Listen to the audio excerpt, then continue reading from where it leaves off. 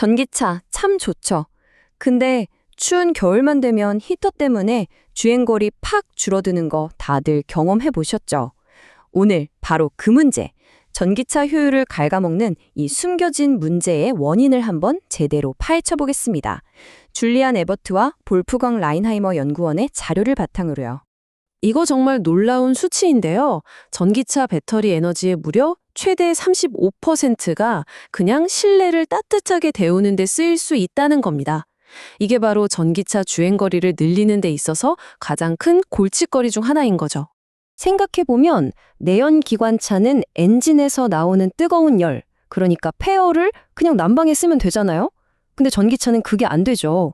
그래서 오로지 전기로만 돌아가는 아주 효율적이고 또 안정적인 히터가 꼭 필요한 겁니다. 근데 기존에 쓰던 저항 히터 방식에는 좀 문제가 있어요. 계속 켜두면 너무 뜨거워져서 과열될 수 있거든요. 그래서 이걸 막으려고 별도로 복잡한 제어 시스템을 달아야만 했죠. 당연히 비용도 올라가고요. 자, 바로 여기서 우리 이야기의 주인공이 등장합니다. 이 골치 아픈 문제를 아주 우아하게, 정말 똑똑하게 해결하는 특별한 세라믹 소재가 있거든요. 이 티탄 산바륨 세라믹이 왜 그렇게 특별하냐? 바로 PTCR 효과라는 것 때문입니다. 이름이 좀 어렵죠? 쉽게 말해서 특정 온도 이상으로 확 뜨거워지면 스스로 전기 저항을 엄청나게 높여버리는 성질이에요. 전기가 잘 안 통하게 만들어서 과열을 알아서 막는 아주 똑똑한 녀석인 거죠. 이 놀라운 현상의 핵심에는 퀴리 온도라는 기준점이 있습니다. 이 온도보다 낮을 땐 전기가 쌩쌩 잘 통해요. 그런데 그 기준점을 넘어서 뜨거워지면 갑자기 이 물질의 내부 구조가 바뀌면서 전류가 흐르는 길을 딱 막아버리는 겁니다. 네, 이 슬라이드를 보시면 바로 이해가 되실 거예요. 정말 간단하죠?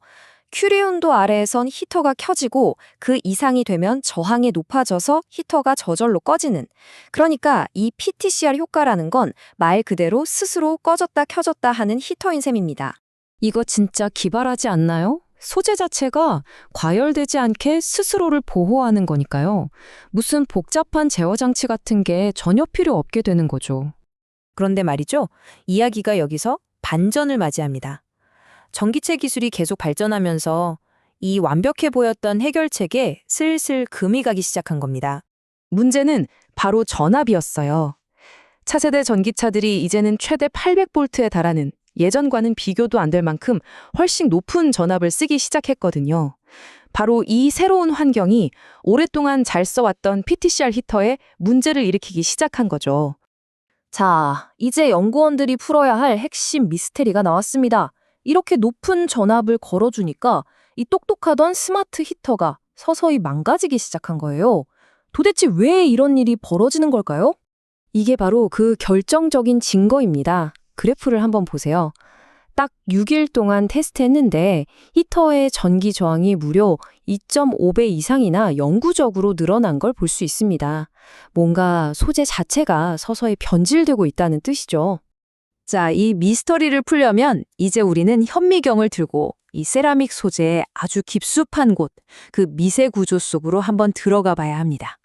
지금 보시는 이게 바로 그 문제의 세라믹을 엄청나게 확대한 모습입니다. 보시는 것처럼 수많은 작은 알갱이들, 이걸 전문 용어로는 결정립이라고 하는데요. 이런 것들이 뭉쳐서 이루어져 있죠. 그리고 연구원들이 알아낸 건 문제가 이 알갱이, 즉 결정립 자체가 아니라는 거였어요. 진짜 문제는 바로 이 결정립과 결정립이 서로 맞닿아 있는 아주 미세한 경계, 입계라는 곳에서 발생하고 있었습니다. 이 차트를 보면 모든 게 명확해집니다. 저항이 도대체 어디서 늘어나는가 하고 봤더니 결정립 내부의 저항은 거의 변화가 없죠. 그런데 보세요. 이 입계라고 표시된 부분의 저항이 엄청나게 압도적으로 증가하고 있습니다. 범인은 바로 여기 있었던 거죠. 연구원들은 바로 이 점을 지적합니다. 입계에서의 국소 전기장은 전체 전기장보다 훨씬 더 높습니다.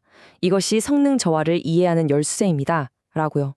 그러니까 우리가 800볼트를 걸어주면 그 엄청난 에너지가 다른 곳도 아니고 바로 이 좁디 좁은 입계에 집중되면서 문제를 일으킨다는 겁니다.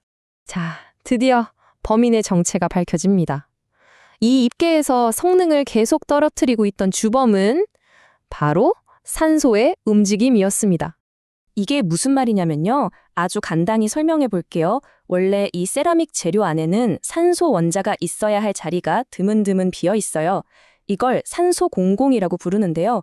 그런데 아까 말했던 것처럼 입계에 엄청나게 강한 전기장이 집중되니까 그 힘이 이 비어있는 산소 자리들을 다른 곳으로 막 밀어내버리는 겁니다. 그러니까 고장의 과정이 이렇습니다. 첫째, 아주 높은 전압이 히터에 가해지죠. 둘째, 그 전압이 더항이 높은 입계라는 좁은 공간에 집중됩니다. 셋째, 이 강력한 힘 때문에 산소 공공이라는 것들이 원래 있던 자리에서 밀려나서 재배치돼요. 그리고 마지막으로 이렇게 산소 분포가 바뀌어버린 입계는 전기 저항이 영구적으로 높아지게 되는 거죠.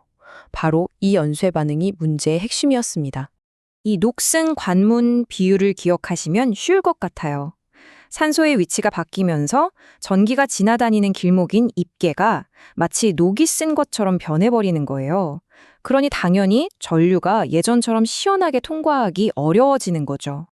연구팀은 자신들의 이론이 맞다는 걸 증명하기 위해 추가 실험까지 했어요.